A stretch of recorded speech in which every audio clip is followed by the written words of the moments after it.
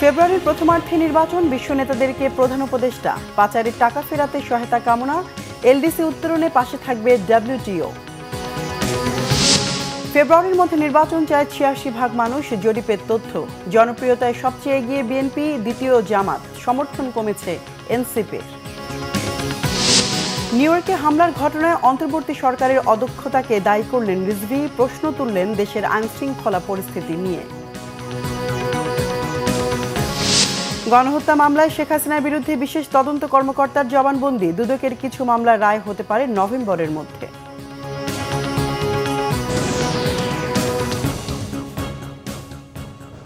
দেখছিলেন crown cement সংবাদ শিরোনাম, এবার বিস্তারিত সংবাদ। ফেব্রুয়ারির প্রথমার্ধে নির্বাচন, জাতিসংঘ সদর দপ্তরে বিশ্ব নেতাদের সাথে একাধিক উচ্চ পর্যায়ের বৈঠকে বলেছেন প্রধান উপদেষ্টা। দেশের ইতিহাসে সবচেয়ে স্বচ্ছ ও বিশ্বাসযোগ্য নির্বাচনের জন্য সরকারের প্রতিশ্রুতি পুনর্ব্যক্ত করেছেন তিনি। এদিকে আওয়ামী লীগের আমলে পাচার হওয়া অর্থ ফেরত আনতে বিশ্বব্যাংকের সহায়তা চেয়েছেন ডক্টর ইউনূস। রিপোর্ট সৈয়দ আব্দুল মুহিতের। নিউ ইয়র্কে ব্যস্ত সময় পার করছেন প্রধান উপদেষ্টা ডক্টর মোহাম্মদ ইউনূস। জাতিসংঘ সাধারণ পরিষদের অধিবেশনে যোগ দেওয়ার পাশাপাশি বিভিন্ন দেশের সরকার, রাষ্ট্রপ্রধান ও আন্তর্জাতিক সংস্থার প্রধানদের সাথে বৈঠক করেন তিনি। মঙ্গলবার নিউ ইয়র্কে প্রধান উপদেষ্টার সাথে বৈঠক করেন বিশ্ব ব্যাংকের প্রেসিডেন্ট অজয় বাঙ্গার। এ সময় প্রধান উপদেষ্টা পাচার হওয়া অর্থ ফেরত আনতে সহায়তা চাইলে বিশ্ব ব্যাংকের প্রেসিডেন্ট এ ব্যাপারে আশ্বাস দেন। ডক্টর ইউনূস বলেন, শেখ হাসিনার শাসনামলে $234 বিলিয়ন পাচার হয়েছে, সেই অর্থ ফেরানো অন্তর্বর্তী সরকারের বড় অগ্রাধিকার। এর আগে প্রধান উপদেষ্টার সাথে বৈঠক করেন বিশ্ব বাণিজ্য সংস্থার মহাপরিচালক doctor Ngozi ওকানজো ইওয়েল।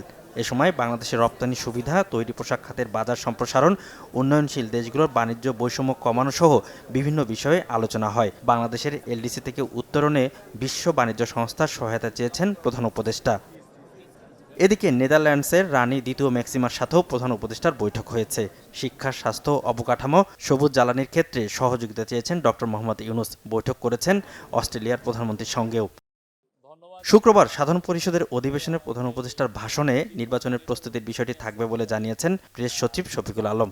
Australian prime minister Anthony অ্যালবেনিজের সাথে বেশ কিছু সময় কথাবার্তা হয়। ওনারা এই পুরো মিটিংগুলোতে আমাদের আর তাদের মধ্যে যে মিউচুয়াল যেই ইস্যুগুলো আছে সেগুলো ছাড়াও ইলেকশনের বিষয়ে আসে, রিফর্ম আসে, এবং বিশেষ করে অ্যান্থনি অ্যালবেনিজের সাথে বাংলাদেশি যে কমিউনিটি অস্ট্রেলিয়ায় আছে তাদের বিষয়েও আলাপ হয়। আর অজয় বাঙ্গার সাথে বাংলাদেশের ইলেকশন নিয়ে কথাবার্তা হয়। উনি আবারও জানিয়েছেন ফেব্রুয়ারির প্রথমার্ধে ইলেকশন, এই ইলেকশনের জন্য কি আমরা মেজার নিচ্ছি সেগুলো কথা হয়েছে। এছাড়াও প্রধান উপদেষ্টার সাথে সাক্ষাৎ করেছেন প্যারিসের mayor Anne Hidalgo. Syed Abdul Muhit, Bangla Vision, Dhaka. আগামী সরকার গঠনের জন্য ভোটারদের মধ্যে সবচেয়ে যোগ্য দল বিএনপি। 40% বেশি ভোটার এমন মত দিয়েছেন। জনপ্রিয়তার দ্বিতীয় অবস্থানে রয়েছে জামাত ইসলাম। দলটিকে ভোট দেবেন বলে জানিয়েছেন 28% ভোটার। এদিকে কার্যক্রম নিষিদ্ধ থাকলেও আওয়ামী লীগকে ভোট দিতে চান প্রায় 18% ভোটার। এদিকে এনসিপির প্রতি আস্থা রাখছেন মাত্র 4% ভোটার। দেশব্যাপী 1.5 লাখ ওয়ার্ড বা মহল্লার মধ্যে দৈব চয়ন পদ্ধতির মাধ্যমে 10,413 জনের মধ্যে এই জরিপ চালিয়েছে ইনোভেশন নামের একটি প্রতিষ্ঠান। রকুনুজ্জামানের রিপোর্ট। গত মার্চে আগামী নির্বাচনে রাজনৈতিক দলগুলোর জনপ্রিয়তা নিয়ে আবারও জরিপের ফল প্রকাশ করেছে ইনোভেশন নামক একটি প্রতিষ্ঠান। পিপলস ইলেকশনস পোলস সার্ভে দ্বিতীয় পর্যায়ের যথারীতি ভোটারদের মধ্যে জনপ্রিয়তায় এগিয়ে রয়েছে বিএনপি। 40% বেশি ভোটার এখনও বিএনপির পক্ষে। 28% ভোটারদের সমর্থন পেয়ে দ্বিতীয় অবস্থানে জামাত ইসলাম। তবে গত মার্চের তুলনায় আওয়ামী লীগের প্রতি প্রায় 4% সমর্থন বেড়ে 18% সমর্থন নিয়ে তৃতীয় অবস্থানে রয়েছে দলটি। জরিপে এনসিপির জনপ্রিয়তা উল্টো 1% কমে 5 থেকে 4 এসে ঠেকেছে। বিএনপি মোটামুটি অপরিবর্তিত ছিল 41.7, এখন হয়েছে 41.3। জামাত ইসলামী ছিল 31.6, হয়েছে 30.3। আওয়ামী লীগ ছিল 14, হয়েছে 18.8। এনসিপি ছিল 5.1, হয়েছে 4.1। ইসলামী আন্দোলন বাংলাদেশ ছিল 2.5, বেড়ে হয়েছে 3.1। জরিপে স্থানীয় পর্যায়ে রাজনৈতিক কার্যক্রম নিয়ে ভোটারদের মধ্যে সন্তুষ্টি বেড়েছে জামাতের। 6টি বিভাগে বিএনপি এগিয়ে থাকলেও রংপুরে জামাত এবং বরিশালে আওয়ামী লীগ এগিয়ে আছে। আপনার তরুণ প্রজন্মের মধ্যে আপনার জামাতে ইসলামীর ব্যাপারে আপনার যে সন্তুষ্টি শতভাগ সেটা একটু বেশি, অনেকের এটাও বেশি, কিন্তু বিএনপি এবং আওয়ামী লীগের ব্যাপারে সবচেয়ে কম, এনসিপি এবং জামাতের ব্যাপারে সবচেয়ে বেশি। অর্থাৎ তরুণ প্রজন্মের কাছে এই মুহূর্তে এনসিপি এবং জামাতের ব্যাপারে সন্তুষ্টি কার্যক্রমে বেশি। এছাড়া দেশের প্রায় 66 থেকে 70% মানুষ মনে করে ভারত পাকিস্তানের সাথে সুসম্পর্ক রেখে চলা উচিত। আপনার রকুনুজ্জামান, বাংলা ভিশন, ঢাকা। নিউ ইয়র্কে বিএনপির মহাসচিব মির্জা ফখরুল ইসলাম আলমগীরকে হেনস্থা ও এনসিপির সদস্য সচিব আক্তার হোসেনের উপর হামলার জন্য অন্তর্বর্তী সরকারের অদক্ষতাকে দায়ী করলেন বিএনপির সিনিয়র যুগ্ম মহাসচিব রুহুল কবির রিজভী। তিনি বলেন, সরকার আরও সচেতন হলে এই ঘটনা ঘটত না। পিরোজপুর ও বরগুনা জেলা বিএনপির নতুন কমিটির নেতাদের নিয়ে শহীদ রাষ্ট্রপতি জিয়াউর রহমানের মাজারে শ্রদ্ধা নিবেদন শেষে তিনি একথা বলেন। রিজভী বলেন, নীল নকশা ষড়যন্ত্র এখনও শেষ হয়নি। কোনো ধরনের চাঁদাবাজ বিএনপির রাজনীতিতে জায়গা পাবে না বলে জানিয়ে দেন তিনি। বিএনপির সিনিয়র যুগ্ম মহাসচিব বলেন, অর্থ আত্মসাৎ করে অনেকে দেশের বাইরে সম্পদ তৈরি করেছেন, তবে গত 1 বছরে দুদক তাদের কোনো টাকা ফেরত আনতে পারেনি। আইনশৃঙ্খলা পরিস্থিতি এখনও কেন ভালো হচ্ছে না এমন প্রশ্ন রাখেন তিনি। আওয়ামী লীগের সহযোগিতা যাতে খোলস বদল করতে না পারে সেদিকে খেয়াল রাখার কথা বলেন রিজভী। ওই লুটেরাদের, ওই টাকা পাচারকারীদের, ওই ব্যাংক হরিলুটকারীদের যেন প্রত্যাবর্তন না হয়।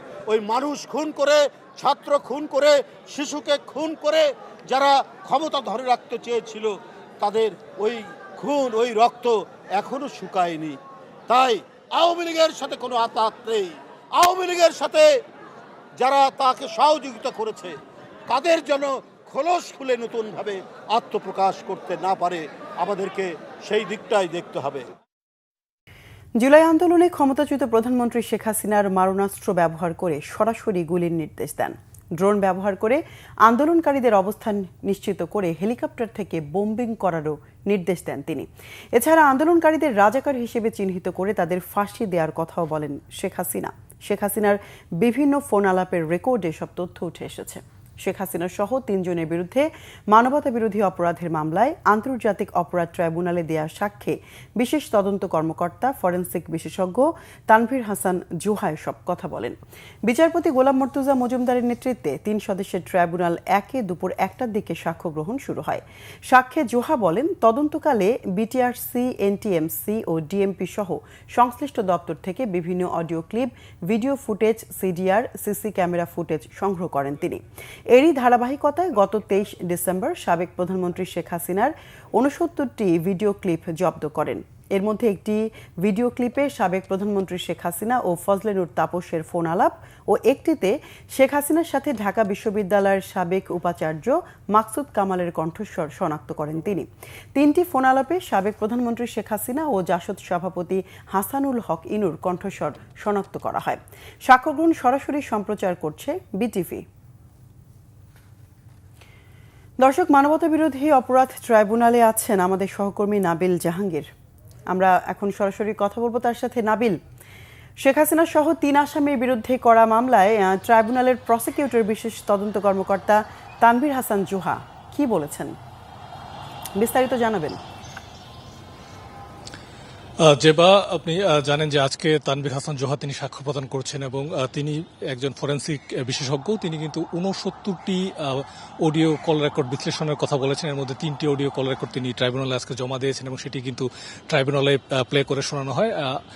তিনি যেটি বলছেন যে এই অডিও ক্লিপে শেখ হাসিনা ছাড়াও আরো 3 জন রয়েছেন। 3টি ফোন আলাপ, একটি হচ্ছে ফজলে নূর তাপসের সাথে, একটি ঢাকা বিশ্ববিদ্যালয়ের যিনি সাবেক ভিসি মাকসুদ কামাল তার সাথে, অন্য একটি হাসানুল হক ইনুর সাথে। এবং এই অডিও কলগুলোতে যেটি রয়েছে সেটি হচ্ছে যে শেখ হাসিনা কিন্তু লেথাল উইপেন ব্যবহার করার নির্দেশনা দিয়েছেন। একই সাথে তিনি ড্রোন ব্যবহার করে আন্দোলনকারীদের যে অবস্থান সেটি চিহ্নিত করার কথা বলেছেন। হেলিকপ্টার থেকে গুলি করার নির্দেশনা রয়েছে। এবং আরেকটি অডিও ক্লিপে আমরাও শুনেছি যে তিনি বলছেন যে এই আন্দোলনকারীদেরকে তিনি ফাঁসিতে ঝোলাবেন।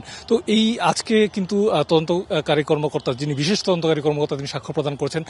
যেহেতু তদন্ত সংস্থা যারা কর্মকর্তা রয়েছেন তারা সাক্ষ্য দিতে শুরু করেছেন, তো তাহলে সেই ক্ষেত্রে কিন্তু আমরা আসলে ধরে নিতে পারি যে এই মামলার যে সাক্ষ্য গ্রহণ যে পর্যায়টি সেটি প্রায় শেষের দিকে চলে এসছে। সেক্ষেত্রে সাক্ষ্য গ্রহণ শেষে এই মামলার যারা রাষ্ট্রনিযুক্ত বাদীপক্ষে আসামি রয়েছেন, যারা ট্রাইব্যুনালের রয়েছেন, আইনজীবী রয়েছেন, তারা তাদের যুক্তিতর্ক উপস্থাপন করবেন এবং এরপর হয়তো এই মামলাটি একটি শেষের দিকে যাবে। তবে আজকে তিনি সাক্ষ্য দিচ্ছেন বিশেষ তদন্তকারী কর্মকর্তা, এবং তিনি কিন্তু বারবারই বলছেন যে তারা ফরেনসিক করে এই যে অডিও কল রেকর্ডগুলো সেটির সত্যতা পেয়েছেন এবং সেগুলো শেখ হাসিনারই ফোনালাপ। জেবা। নাবিল, ধন্যবাদ আপনাকে। দর্শক, মানবতা বিরোধী অপরাধ ট্রাইব্যুনাল থেকে সঙ্গে ছিলেন সহকর্মী নাবিল জাহাঙ্গীর। শেখ হাসিনা ও তার পরিবারের বিরুদ্ধে দুদকের 6টি মামলা চলমান আছে, যার মধ্যে সাক্ষ্য গ্রহণ শেষে নভেম্বরের মধ্যে কয়েকটি মামলার রায় হতে পারে বলে আশা প্রকাশ করেছেন দুর্নীতি দমন কমিশনের চেয়ারম্যান মোহাম্মদ আব্দুল মোমেন। বুধবার দুদক কার্যালয়ে সাংবাদিকদের এক প্রশ্নের জবাবে এসব কথা বলেন তিনি। আব্দুল মোমেন বলেন, টিউলিপ সিদ্দিকের দুর্নীতির তদন্তের বিরুদ্ধে যে স্থগিতাদেশ আছে তা বাতিল করতে উচ্চ আদালতে আইনি পদক্ষেপ নেবে দুদক।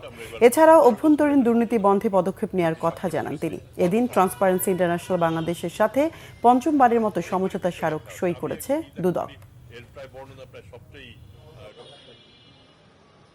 সাবেক প্রধানমন্ত্রী এবং তার পরিবারবর্গ নিয়ে যে মামলা, সেই মামলার আমাদের 6টা মামলা চলমান অবস্থায় আছে এবং আমরা আশা করছি সাক্ষ্য গ্রহণ শেষে অক্টোবর শেষ দিকে কিংবা নভেম্বরের প্রথম দিকে আদালত যেটাই বিবেচনার যোগ্য মনে করেন সেরকম রায় এসে যাবে বলে আমাদের প্রত্যাশা। দুদক সংস্কার কমিশনের যে সুপারিশগুলো আছে তার মধ্যে 2-1টি ছাড়া বাকি সবগুলো সকল রাজনৈতিক দল ঐক্যমত্য পোষণ করেছে, মেনে নিয়েছে, অর্থাৎ সেগুলো বাস্তবায়নের জন্য প্রস্তুত। তবে সেটি কি প্রক্রিয়া হবে সেটা নিয়ে আবার কোনো রাজনৈতিক দল, বিশেষ করে বড় দলগুলো যাদের মধ্যে অনেকেই নিজেদেরকে ক্ষমতায় যাবেন বলে ভাবছেন বা ক্ষমতায় চলে গেছেন এরকম মনোভাবাপন্ন, তারা কিছু কিছু ক্ষেত্রে নোট অফ ডিসেন্ট দিয়েছেন। তো সেই বিষয়গুলো এখন আপনারা জানেন যে আমাদের যারা এক্সপার্টস আছেন তাদের সাথে আমরা আলোচনা করছি ঐক্যমত্য কমিশন পক্ষ থেকে একটা জায়গায় আমরা আশা করছি পৌঁছানো। জাতীয় নাগরিক পার্টি এনসিপি এবং গণ অধিকার পরিষদ একীভূত হওয়ার ইতিবাচক আলোচনা চলছে বলে জানিয়েছেন দুই দলের নেতারা। এনসিপির আহ্বায়ক নাহিদ ইসলাম বলেছেন, স্বৈরাচার বিরোধী আন্দোলনে ভূমিকা রাখা এই দুটি দল একত্রিত হওয়ার আলোচনা অনেক দূরে গিয়েছে। আর গণ অধিকার পরিষদের সাধারণ সম্পাদক জানিয়েছেন, নিজ দলের বিলুপ্তির বিপক্ষে অবস্থান এবং সভাপতির পদ নিয়ে মীমাংসার উপরে নির্ভর করছে একীভূত হবার প্রক্রিয়া। এদিকে জামাতের সেক্রেটারি জেনারেল অধ্যাপক মিয়া গোলাম পারওয়ার বলেছেন, নির্বাচনের সময় যত ঘনিয়ে আসবে রাজনৈতিক মেরুকরণের বিষয়গুলো আরও বেশি স্পষ্ট হবে। মুহিবুল্লাহ মুহিবের রিপোর্টে বিস্তারিত। 2018 সালের কোটা আন্দোলন থেকে 2024-এর গণঅভ্যুত্থান ঘুরিয়ে দিয়েছে বাংলাদেশের পুরো রাজনৈতিক প্রেক্ষাপট। আর এমন প্রেক্ষাপটে জন্ম নেয়া রাজনৈতিক দল গণ অধিকার পরিষদ এবং জাতীয় নাগরিক পার্টি এনসিপি। শেখ হাসিনার পতন আন্দোলনে ভূমিকা রাখা নেতাদের এই দুই দল হঠাৎ আলোচনায় একীভূত হওয়া নিয়ে বিষয়টি স্পষ্ট করেছেন এনসিপি আহ্বায়ক নাহিদ ইসলামও। গণ অধিকার পরিষদের সাথে যেটা সংযুক্তির বিষয়টা সেটা আমরা বলেছি, সেটা আলোচনার পর্যায়ে রয়েছে। সে বিষয়ে কোনো সিদ্ধান্ত হলে আমরা আনুষ্ঠানিকভাবে আপনাদেরকে জানাবো। তবে গণ অধিকার পরিষদ নেতারা বললেন, এই দুই দল যাতে একীভূত হতে না পারে সেজন্য অন্তর্বর্তী সরকারের ভেতরে বাইরে চলছে নানা চক্রান্ত। আর নুরুল হক নুরের উপর যে হামলাটা হলো আমাদের নেতাকর্মীদের উপরে, তারপরে যখন তারা হাসপাতালে তাকে দেখতে যায়, সেখানে আমাদের নেতাকর্মী, তাদের নেতাকর্মী এবং শীর্ষ নেতৃত্বের মধ্যে এক ধরনের আলোচনা হয় যে আমরা যদি আলাদা থাকি তাহলে এইভাবে আমরা মার খেতে থাকবো। সুতরাং আমাদের এক হওয়া দরকার, যেহেতু আমাদের উত্থানটা একই রকম এবং দুটি দলেরই আপনি যদি খোঁজ নেন দেখবেন সেই কোটা সংস্কার আন্দোলনকে কেন্দ্র করে উত্থান, এবং তাদের যারা শীর্ষ পর্যায়ে রয়েছে তারা একসময় আমাদের সাথে রাজনীতি করেছে। যে কারণে এখন গণ অধিকার পরিষদ এবং এনসিপি একীভূত হওয়ার যে আলোচনা অত্যন্ত পজিটিভভাবে চলছে। তারা যে ধরনের কর্মসূচি দল ঘোষণাকে কেন্দ্র করে যে কর্মসূচির ঘোষণা করেছে, খেয়াল করবেন যে একজন ব্যক্তি যিনি সভাপতি হবেন তিনি দুইবারের বেশি আসলে ওই দলের নেতৃত্ব দিতে পারবেন না, মানে সভাপতি হিসেবে অন্য পদে থাকতে পারবেন। ঠিক আমাদের দলের কাঠামো একই ধরনের। বিষয়টি নিয়ে টেলিফোনে এক প্রতিক্রিয়ায় জামাত ইসলামের সেক্রেটারি জেনারেল অধ্যাপক মিয়া গোলাম পারওয়ার বলেন, নির্বাচন ঘিরে এমন মেরুকরণে অবাক হবার কিছু নেই। কোনো দল সবই তো কোনো চূড়ান্ত প্রক্রিয়ায় জোট বা সমঝোতা বা কোনো অ্যালায়েন্সের আলোচনা কোনোটাই এখনো চূড়ান্ত রূপ লাভ করেনি।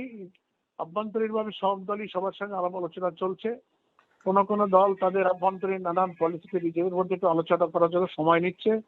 একটা সময় আসতে হয়তো আরো একটু পরিষ্কার হবে কে কোন দিকে যাচ্ছে, এটা এখনো চূড়ান্ত হয়নি। তবে আগামী নির্বাচনে কে কোন প্রক্রিয়ায় অংশ নেবে তা স্পষ্ট হতে আরো সময় লাগবে বলে মনে করেন জামাতের এই নেতা। মুহিবুল্লাহ মুহিব, বাংলা ভিশন, ঢাকা। রাজশাহী বিশ্ববিদ্যালয়ের প্রশাসনের আশ্বাসে শাটডাউন কর্মসূচি 7 দিনের জন্য স্থগিত করেছে কর্মকর্তা কর্মচারী ও শিক্ষকদের একাংশ। রাজশাহী বিশ্ববিদ্যালয় অফিসার সমিতির সভাপতি মোহাম্মদ মোক্তার হোসেন ও কোষাধ্যক্ষ মাসুদ রানা স্বাক্ষরিত এক বিজ্ঞপ্তিতে এই তথ্য জানানো হয়। এতে বলা হয়, মঙ্গলবার সেপ্টেম্বর রাবি প্রশাসনের সাথে অফিসার সমিতির দ্বিপাক্ষিক আলোচনা হয়। সভায় প্রশাসনের পক্ষ থেকে দাবিগুলো তুলে বাস্তবায়নের আশ্বাসের পরিপ্রেক্ষিতে দুপুরে শাটডাউন কর্মসূচি স্থগিত ঘোষণা করা হয়। এতে আরও বলা হয়, 7 দিনের মধ্যে যদি দাবি বাস্তবায়ন না হয় পরবর্তীতে বৃহত্তর কর্মসূচি দেওয়া হবে। এদিকে কঠিন সময়ে রাকসু নির্বাচনের বিষয়ে সংশয় প্রকাশ করে প্রধান নির্বাচন commissioner professor doctor F Nazrul Islam বলেছেন, নির্বাচনের সব প্রস্তুতি নিচ্ছেন তারা। এ বিষয়ে আজ বিকেলে কমিশনের সভা রয়েছে। সভা শেষে নির্বাচন সংক্রান্ত সিদ্ধান্ত নেওয়া হবে।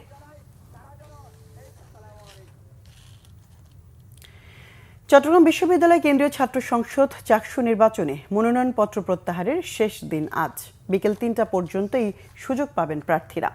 আগামীকাল চূড়ান্ত প্রার্থী তালিকা প্রকাশ করবে কমিশন।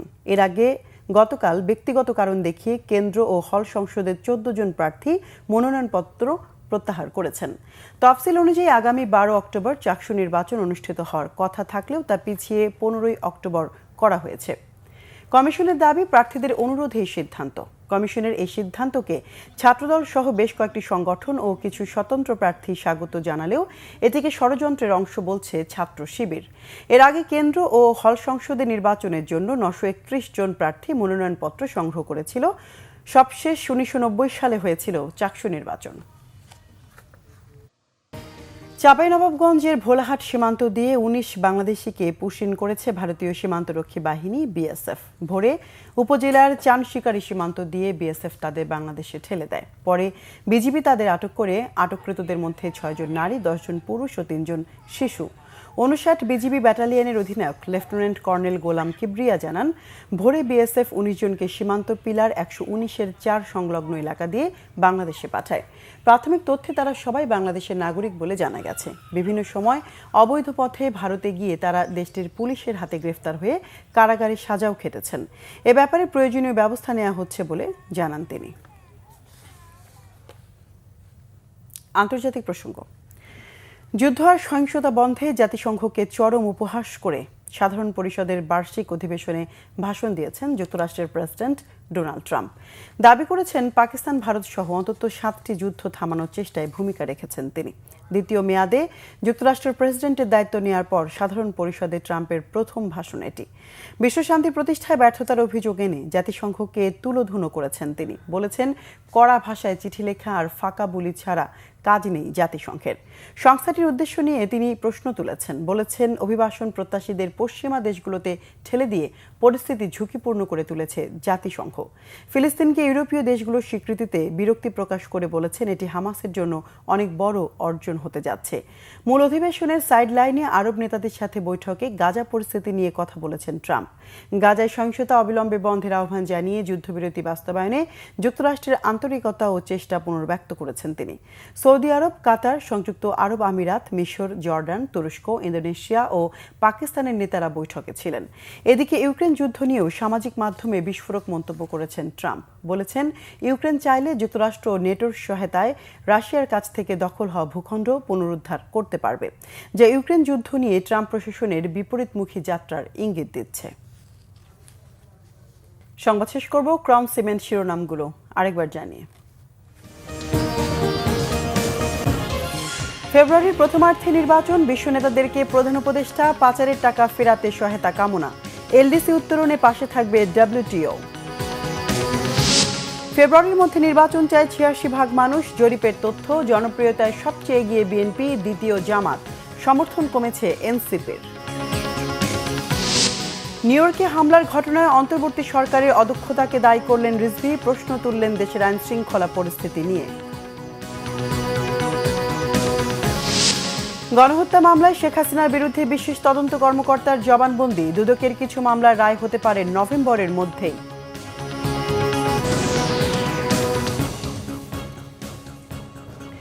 দর্শক, এ ছিল এখনকার মতো। পরের সংবাদ বিকেল 4টায়, এর আগে 3টায় রয়েছে নিউজ টপ 10 দেখার আমন্ত্রণ রইল।